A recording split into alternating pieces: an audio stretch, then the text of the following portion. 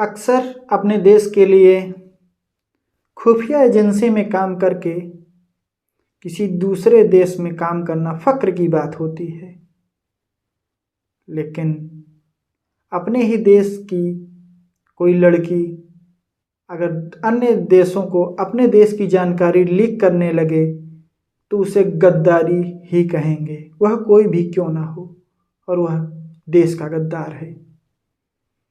एक ऐसी ही लड़की की आज मैं कहानी सुना रहा हूँ जिसने अपने शान शौक के लिए अपने देश से गद्दारी की।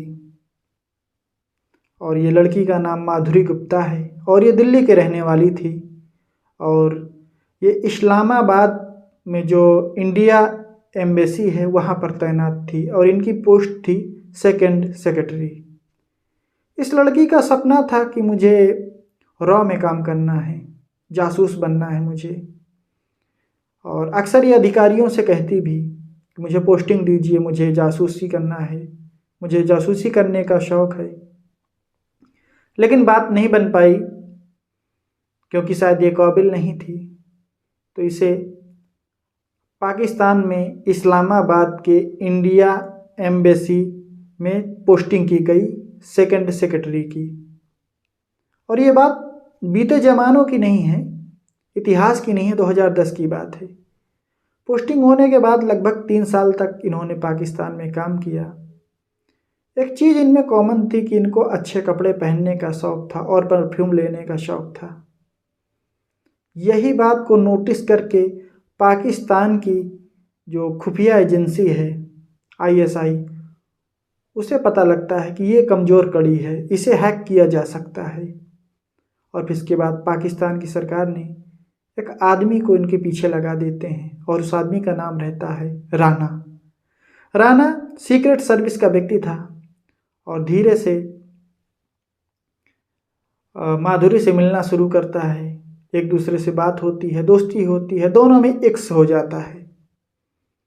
और इक्स होने के बाद ये जासूसी करना शुरू कर देती है। ये लड़की अपने देश की कमज़ोर और अपने देश की इन्फॉर्मेशन पाकिस्तान के उस एजेंट को देना शुरू कर देती है जिसका नाम रहता है राना, क्योंकि दोनों में प्रेम हो गया था। और राना बोलता है कि आप हमारे लिए काम कीजिए, आप इंडिया की जानकारी हमें दीजिए जो हमें ज़रूरत है, जो मीडिया के माध्यम से नहीं मिल सकती है। तो इसकी उर्दू भी बहुत अच्छी थी, इस वजह से भी इसको पाकिस्तान भेजा गया था। और इसका काम था कि पाकिस्तान में जो भी न्यूज़ पेपर निकलते हैं तो उर्दू में रहते हैं, तो उनसे जानकारी जुटा कर आपको जो लगता है कि इंडिया को पता लगनी चाहिए वो जानकारी आप हमें दिया करें। लेकिन इन्होंने जाकर अपने ही देश की गद्दारी करना शुरू कर दी माधुरी गुप्ता ने। इसके बाद कुछ जानकारी लीक होती है और इसके बाद शक होता है, तो अधिकारियों ने सबसे पहले जो पाकिस्तान के एम्बेसी में इंडिया का स्टाफ था सबकी निगरानी करवाई जाती है जासूसों के माध्यम से। सब अपनी जगह पर करेक्ट थे, लेकिन इस व्यक्ति से, माधुरी गुप्ता से, एक व्यक्ति मिलने आता था घर में, राना।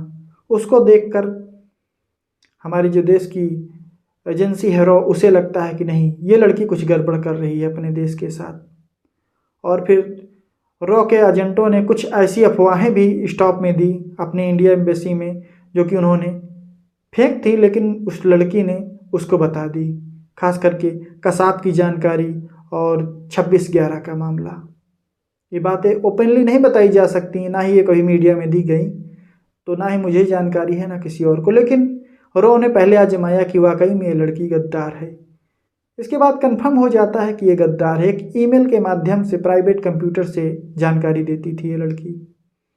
इसके बाद इसको किसी बहाने से, अब भारत सरकार सोचती है कि हम वहाँ से डायरेक्ट इसको बुलाएंगे और बोल देंगे कि आप गद्दार हो, तो मैटर गड़बड़ हो जाएगा क्योंकि वो पाकिस्तान में है।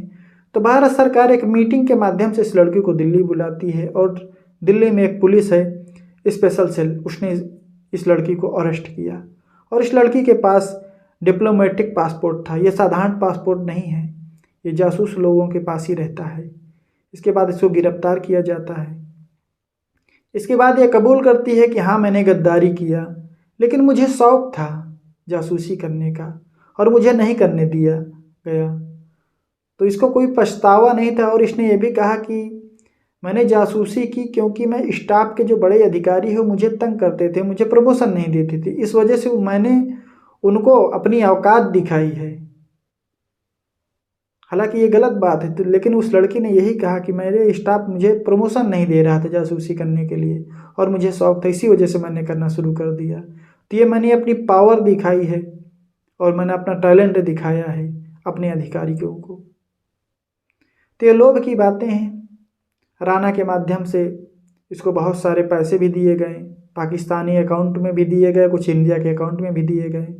बाद में इस लड़की को जेल हो गई। तो एक और सच्ची घटना लेकर आप लोगों के सामने फिर जल्दी से उपस्थित होंगे। तब तक के लिए नमस्कार।